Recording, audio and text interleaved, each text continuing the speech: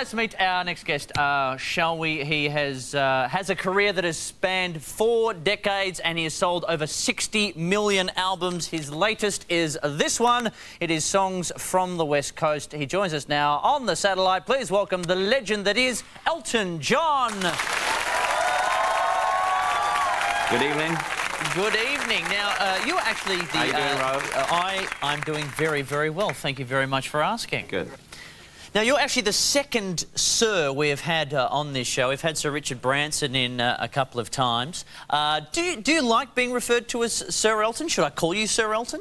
No, just call me Elton. Not many people call me Sir Elton. The Americans kind of quite fond of it, but no, I just prefer to be called Elton, thank you. Elton it is. Now, you're joining us backstage before your Brisbane show tonight. Now, you're halfway through a tour. You're coming up to Sydney very soon after Brisbane, where you'll be performing a record 37th performance at the Sydney Entertainment Centre. How is the tour going in general? It's been great. We started in Adelaide. We did a show there at the Entertainment Centre, did 2 in Melbourne at Rod Laver. We're doing 2 here in Brisbane. It's going really, really well. And we're playing a lot of songs for the new album and they're going down very well, so that's very pleasing. And it's quite a long show. We've about 2 hours, 45, 50 minutes. And we haven't really played with a band here except for the Billy Joel thing for about 7 or 8 years. So it's going really, really well. Now, it's not every performer, when they come to our shores to perform a tour, get their own commemorative stamp, which you actually have from Australia Post. Does it freak you out a little bit that people now can lick the back of your head? They've been licking something else for quite a while. It's great, actually. I mean, I've been on a stamp in the West Indies before somewhere, but never in a big country like Australia, so it's very nice, and all the proceeds are going to go to the people who lost their homes in the Sydney fires, which is the least that we can do. And so it's, if you buy the stamp, the money goes to a really good cause. Now, the new album is Songs from the West Coast, and you're pretty much getting back to basics here, doing what you do best, which is singing songs and playing the piano. Was that intentional to get back to basics? It was a bit, yeah. I mean, I heard this guy called Ryan Adams, not Brian, Ryan Adams. He made an album called Heartbreaker about 3 years ago, and it was very simple, and it was recorded very quickly. And I thought, you know what, I used to do albums like this. And it kind of gave me a kickstart, and I decided to go back just to piano, bass, drums, and guitar, and go from there. And I got Pat Leonard, who's a really great producer, to help me out on it. And yeah, it's a much simpler album, and there's much more piano on it than there has been on the previous album, so I'm very happy with the result. It's probably not the most commercial album I've ever made, but that wasn't the point. I just wanted to make a really good album from start to finish. And it certainly works, I must say. And also, one thing a lot of people have noticed about this album is the 3 singles that have been released off it. The film clips for them are starring people that certainly aren't yourself. You've got people like Justin Timberlake, who else is in there? Let me think. Robert Downey Jr., Elizabeth Taylor. Now, why have you chosen not to star in any of these? Because I loathe doing videos. And I mean, I'm 55 years old, and really, if I'm doing a video, they just want me to sit behind a piano and lip sync, which is hardly exciting news. So what I wanted to do was give directors like Sam Taylor Wood, who did I Want Love, and David LaChapelle, who did the next 2, freedom to do the video whichever way they wanted to, without any interference from me or any input from me or the record company, and just give them artistic license to do whatever they want. And I was so really, really happy with the results. And we've got 2 more tracks to do, and 2 more other people lined up to do them. So it's going to be interesting to see the next 2 as well. Oh, who are they going to be? Can't tell you. Oh, never mind.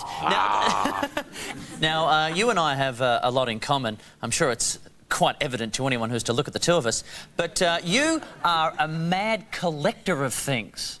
Yeah, you too? Yeah. Oh, yeah, but... What do you collect then? Well, not cars like you do, that's for sure. Well, I sold my car. I sold 20 cars last year. I thinned my car collection out and bought a place in Venice instead. So they were just sitting there being pampered, and you know what? It was ridiculous. It was very hard to part with them because I love my cars dearly, but you know what? Someone's driving them now and they're getting some use, so you know, that's better than having them just sit in a garage. See, I collect Pez dispensers. Sorry? I collect Pez dispensers. You know the little candy, really? the little candy Pez things, oh, yeah. and you flip the head. I know the ones. Yeah. Yeah. Now, see, that's what you should do. You should get your head on a little Pez dispenser. That's how you know you've made it, my friend. I don't think that's going to happen. Now, the other thing you and I have in common is we're both very anal. Yep. We're, because... yeah, anal in some... Very similar anally in some ways, in some ways not. But you're a neat freak. I am. I'm very tidy. I know where everything is. I put things away. I like things to... I can't go to sleep with the television changer not on back on the television. It's ridiculous. It is a sickness, really, but there you go. That's the way it is. I like things to be straight. Well, I could disagree with you on that one as well, but no, I do. I can't stand crooked pictures and things that aren't in... Yeah, I go around the house just... tidying things up and straightening things up. I'm very much the crazy. same. I drive everyone nuts, actually. It's ridiculous. Now, one thing I'm interested to know, you rewrote your single Candle in the Wind for the funeral of the Princess of Wales, Diana. And when you performed that, was it a tough thing to do, to what is a very emotional thing, perform a song like that? It was very tough to do that at that particular kind of event, because it was such an important event. People were watching. It was the highest television audience ever throughout the world, and also I didn't want to break down. I didn't want to become emotional singing it, because I know it was my job to perform the song, and if people wanted to be emotional, then they could be emotional. I had to just call on all my kind of professional ears of trying to sing it well, in tune, and not forget the words. And I did have a teleprompter, because I thought if I sang Goodbye Norma Jean, I'd probably be strung up and lynched. So it was tough, but it's just... the easy part was that I've played so many kind of gigs in my life, and you have to draw on your professionalism from time to time. But it was tough not to get emotional. Now, I get the feeling you're a very warm person, because I read a lot that you seem to be a bit of an agony aunt to a lot of people in the music industry. I've read that Liz Hurley is staying with you with her new baby, and Robbie Williams comes to you for advice. Why is it you think that people seem to come to you? Well, I've probably done a lot, you know. I've been through, you know, I'm still there. I'm still successful. I've been through the drugs. I've been through the drink. I've been through the crisis with the newspapers and suing them and stuff like that. I've had a pretty eventful life. I've had a management change. So, you know, there isn't anything that I really haven't experienced as an artist. And so if I feel that a younger artist is in trouble or needs some help, I will approach them and see if they want help. If they don't, that's fine. But you know, with Robbie Williams initially in his career, you know, he needed some help, and now he's doing really brilliantly, and he seems to be really, you know, he's going from strength to strength, which is great. But it's just nice to be there for people who don't have the experience or the people behind them to help them. And it's the least I can do to people, for people, is to just offer my help and advice sometimes. And in a career that's lasted 40 years, you're still going incredibly strong. Although you have had a pacemaker put in, that's how much pace you're having to keep up. I know, but it seems to have given me... I've worked harder since I've had the pacemaker put in. I don't know what they put in it, but I could hardly recommend it. It's pretty good. I work pretty hard, you know. I tour a lot. I make albums. I've got 2 musicals. I think The Lion King's coming to Australia next year, and hopefully Aida will follow it. So that'll be good. And I've got other irons in the fire, as it were. We're making a full-length animation movie with Disney now, which is going to be sensational.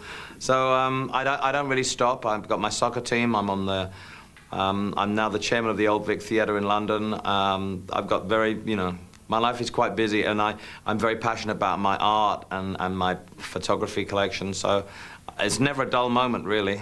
Now, just quickly, before you go, I don't want to keep you too much longer, but I just want to do a quick word association, if I could, with you. Okay. Okay, I'm going to read out some names of people here, and you just tell me the first thing that pops into your head when I say each one. Jerry Halliwell. Thin. Rod Stewart. Nose. Robbie Williams. Funny. David Beckham. Gorgeous. Madonna. Ambitious. Turning 50. Fine. A breeze. Eminem. Great. Your beloved soccer team, the Watford Hornets. Mediocre at the moment. Mick Jagger. Superb. And finally, Molly Meldrum. Molly, greatest thing to happen to Australian music ever. He's done more for Australian music than anybody I could ever think of, and he's a national treasure. Well, Elton, you are an international treasure. Thank you very much for taking the time to talk to us. Thanks a lot. Ladies and gentlemen, Elton John. Still